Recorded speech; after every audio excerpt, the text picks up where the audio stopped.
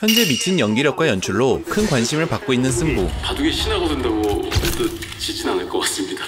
현대 승부 외에도 또 볼만한 한국 영화가 없을까 고민 중이실 텐데, 그래서 준비한 남은 한국 영화 기대작 총정리 바로 시작합니다. 첫 번째 작품은 미친 카리스마 이혜영, 김무열 주연의 파과입니다. 이렇게 생각해. 벌레 한 마리 죽인 거라. 해당 작품은 60대 노년 킬러 조각의 이야기를 담은 작품인데, 이뿐만이 아니라 조각의 어린 시절, 일명 손톱이라 불리던 때도 담길 예정입니다. 우리 일은 악성벌레 퇴치하는 신성한 일이야. 그녀는 자신의 이익을 위해 살인을 저지르는 것이 아닌 본인의 생존, 그리고 악을 차단하기 위해 활동하는 듯 보이는데요. 혈혈 단신으로 28명을 소독해버렸다죠. 범죄자들이 벌벌 떠는 존재이나 그녀의 삶에 또 다른 킬러가 끼어들며 큰 변곡점이 생깁니다. 레전드라더니 머리도 세고 주름도 지고 벌써 이렇게 늙으면 어떡해. 바로 투우라 불리는 신이 킬러였죠. 천천히 고통스럽게. 이제야 네 놈이 누군지 알겠네. 그는 냉혈한 그 자체로 보이며 해당 대사를 미루어 볼 때 아무래도 조각과 과거 인연이 있는 듯 싶죠. 그리고 조각의 든든한 서포터도 등장하는데, 제가 그냥 살려버려서 그런 거죠. 살려서는 안 될 사람을 살려버린 거죠. 강성생은 모종의 이유로 조각을 치료해줬다 위기에 빠지는 수의사로, 내가 뭘 갖고 다니는 사람인지 봤을 텐데. 그는 대체 왜 조각을 도우는 건지, 과연 끝까지 의리를 지킬지, 이 부분이 핵심 관람 포인트가 될 듯 싶습니다. 마지막으로 너도 나도 지켜야 할 건 만들지 말자. 조각의 어린 시절인 손톱과 그녀를 키운 류가 등장하는데, 어딜 또 다녀오셨어요? 일주일씩이나 비우시고. 방역. 네? 벌레 준다. 류는 자신의 조직을 신성방역이라 부르며 벌레를 처단하는 게 자신의 직업이라 말합니다. 그리고 심지어 뿌듯함까지 보여주는데요. 난 이 일이 신성하다고 생각해. 우리 한 사람 한 사람이 이 세상을 구하고 있는 거고. 아무래도 이런 그의 냉혹한 사상이 그대로 손톱에게 전달된 듯하며, 과연 손톱은 어떤 혹독한 훈련을 받았기에 이런 가녀린 소녀에서 냉혈한 킬러로 성장했는지가 궁금해집니다. 이렇게 파과는 미친 연기력의 이혜영, 김무열, 김성철이 뭉쳤기에 스토리가 산으로 새지만 않는다면 일단 수작은 확정이지 않나 싶습니다.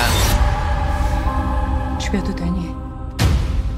다음은 이번에 악마를 패기 위해 돌아온 마동석 주연의 거룩한 밤 데몬 헌터스입니다. 그놈들은 악마를 소환하는 대주교를 맹신하고 초인적인 힘을 냅니다. 신원을 알 수 없는 괴한들에 의한 살인사건과 강력범죄가. 해당 작품은 숨죽여 지내던 악마들과 광신도들이 활개를 쳐 위기에 처한 한국을 비추며 시작하는데요. 경찰력으로는 도저히 감당이 안 됩니다, 신부님. 그래서 그 친구가 꼭 필요합니다.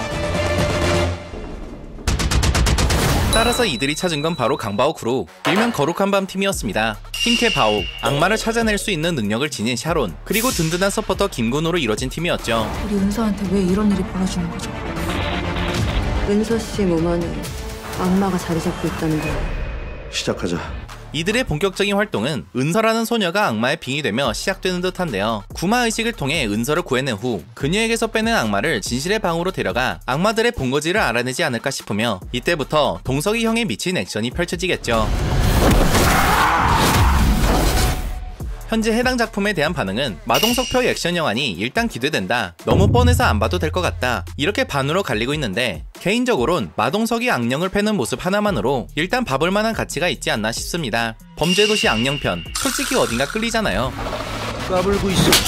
또한 예고편의 액션들을 살펴보면 마동석이 한창 빠져있는 복싱 시퀀스가 돋보이기에 범죄도시만큼 화려한 액션들을 기대해봐도 좋을 듯 싶습니다. 일로와, 무진 다 지워줄게. 이번엔 레전드 판타지 웹소설을 원작으로 두는 전지적 독자 시점입니다. 지하철이 멈췄다. 동호대교 한가운데서. 제8612 행성계의 무료 서비스가 종료되었습니다. 이거 그 소설 시작이랑 똑같잖아. 우선 예고편은 주인공 독자를 비추며 시작하는데, 그는 퇴근하며 웹소설을 읽는 게 취미인 남자였으나 난데없이 소설 속 세계 안으로 빠져들게 되죠. 이때 자세히 보시면 한강에 괴생명체가 출몰한 걸 볼 수 있고, 너 뭐야? 독자를 집어챈 이 남자는 이민호가 맡은 유준혁입니다. 그는 독자가 읽고 있던 소설 멸살법의 주인공이었죠. 이어서 방패를 든 육군 중위 이현성, 나나가 연기한 정희원, 지수가 맡은 이지혜가 등장하는데, 여기서 문제는 이지혜가 총을 들고 있다는 점입니다. 원작에서 그녀의 아이덴티티는 분명 칼인데 이를 총으로 바꿨다라 실사화를 위한 선택이었다 한들 원작의 근본을 해치는 변화였기에 현재 팬들은 많은 우려를 표하고 있는 상황입니다. 과연 이런 과감한 변화가 영화에 도움이 될지 아니면 악수가 될지는 개봉 후에나 알 수 있겠죠.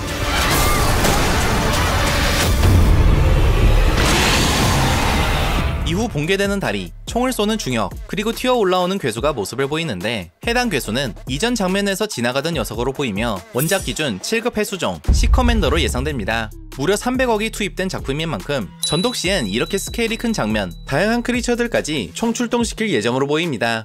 이미 데이트 친 원작, 화려한 캐스팅, 거대 자본 투입까지 모든 걸 다 갖춘 영화지만 과감한 변화를 감행해 살짝 불안한 전독시는 2025년 7월 개봉 예정입니다. 다음은 동명의 웹툰을 원작으로 둔 부활남입니다. 해당 작품은 평범한 취준생으로 지내다 어느 날 자신의 능력을 깨달은 사내의 이야기를 담고 있는데요. 바로 죽는다 하더라도 72시간이 지나면 부활하는 능력이었죠. 이 말도 안 되는 능력 덕에 그의 삶은 점점 다이나믹해지는데 문제는 해당 능력을 알아챈 의문의 자들이 그를 노리며 점차 위기에 놓인다는 점입니다. 주연 배우로는 믿고 보는 배우 구교환이 납정돼 현재 큰 기대를 모으고 있는데요. 문제는 이번 작품 역시 원작을 크게 각색했다는 소식입니다. 그간 원작을 훼손한 후 좋은 소리를 들은 작품이 몇 없기에 걱정이 드는 게 사실인데 그래도 아직 예고편조차 뜨지 않은 상태이니 평가는 일단 추후로 미뤄둬야 할 듯 싶습니다. 탄탄한 세계관, 구교환의 캐릭터 변신, 부활이라는 매력적인 소재, 과연 이 요소들을 어떻게 살릴지 2025년 하반기에 확인해보도록 하죠. 다음은 박찬욱 감독, 이병헌 주연의 어쩔 수가 없다입니다. 해당 작품은 박찬욱 감독이 10년 가까이 준비해온 영화로 본래 할리우드에 내놓으려 했다 하는데요. 허나 코로나 여파가 터지며 투자가 무산됐고 결국 한국 영화로 우회해 제작했다고 합니다. 하지만 도리어 이는 잘된 일인 듯한데 일단 출연진이 진짜 미쳤기 때문입니다. 이병헌, 이성민, 차승원, 박희순, 손예진, 유연석 등 탑급 배우들이 총출동했는데요. 거기다 플롯 역시 매우 흥미롭습니다. 이병헌이 맡은 유만수는 무려 25년간 일해온 회사에서 한순간에 정리해고돼 절망감에 빠졌다 재취업할 수 있는 방안을 떠올리는데요. 바로 잡지에 가짜 구인 광고를 실어 경쟁자들을 전부 제거해버리는 것이었습니다. 어쩔 수가 없이 말이죠. 또한 사실 해당 작품은 산업화 시대에 정리해고된 노동자들의 이야기를 다룬 1997년 소설 더 X를 원작으로 두고 있는데요. 취업 문제는 지금 시대에도 큰 문제이기에 과연 박찬욱은 원작을 현 시대에 맞춰 어떻게 각색해 스크린에 풀어냈을지가 궁금해집니다. 무엇보다 과연 이병헌은 또 어떤 광인의 모습을 보여줄지가 가장 기대되죠. 이번엔 또 하나의 구교환 주연 작품 왕을 찾아서입니다. 로봇 하나 들었습니다. 뭐라고요? 아파트만한 로봇 하나 들었어요. 아 진짜요? 한 번만 이따위로 장난 전화 걸면은 한국에선 찾아보기 힘든 거대 로봇물이기에 예고편이 뜨자마자 큰 관심이 갔던 영화인데요. 본래 작년 여름에 개봉했어야 했지만 모종의 이유로 개봉 시기가 밀려 올 하반기 개봉을 기다리고 있습니다. 해당 작품은 1980년 여름 비무장지대 펀치볼 마을에 파견된 군의관 도진이 거대한 로봇과 마주하며 벌어지는 일들을 담고 있다 하는데 발자국 사이즈만 봐도 장난 아닌 사이즈임을 알 수 있으나 모두 도진의 말을 믿지 않습니다. 넌 어쩌다 여기까지 왔니? 이제부터 네 이름은 철이야. 결국 도진 홀로 이 로봇을 찾아 나서나 이후 정부에서도 로봇의 존재를 알아차리게 되고 이 과정에서 도진과 마찰을 겪을 듯 보이는데요. 이때 자세히 보시면 펜타곤 로고 역시 찾아볼 수 있기에 미 정부 역시 개입한 걸 확인할 수 있죠. It's a place called Punchbowl in South Korea.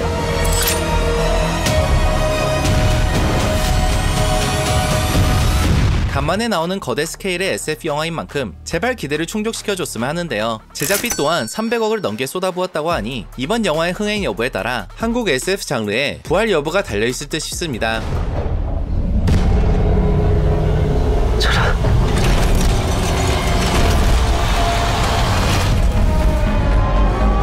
마지막 작품은 느와르 액션 영화인 열대야입니다. 아직 많은 정보가 풀리진 않았으나 이 영화 역시 올해 개봉을 목표로 하고 있다고 하는데요. 기본적인 플롯은 태국에 파견된 인터폴 요원 보준과 전직 복서 출신 범죄자 태강의 24시간을 그린다고 합니다. 게다가 재준 형님이 이번엔 마약 조직의 판매책으로 등장해 다시 한번 도끼 어린 모습을 보여줄 것이라 하며 이젠 동남아 배경이면 빠질 수 없는 김민 또한 출연해 재준의 쌍둥이 형제로서 활약을 펼칠 것이라고 하네요. 마지막으로 요즘 연기력에 물이 오른 해리 또한 출연 예정이니 일단 출연진은 걱정할 게 없는 상황입니다. 개인적으로 기대하고 있는 작품이기에 추가 정보가 나오면 따로 영상으로 제작해보겠습니다. 우리 일은 악성벌레 퇴치하는 신성한 일이야.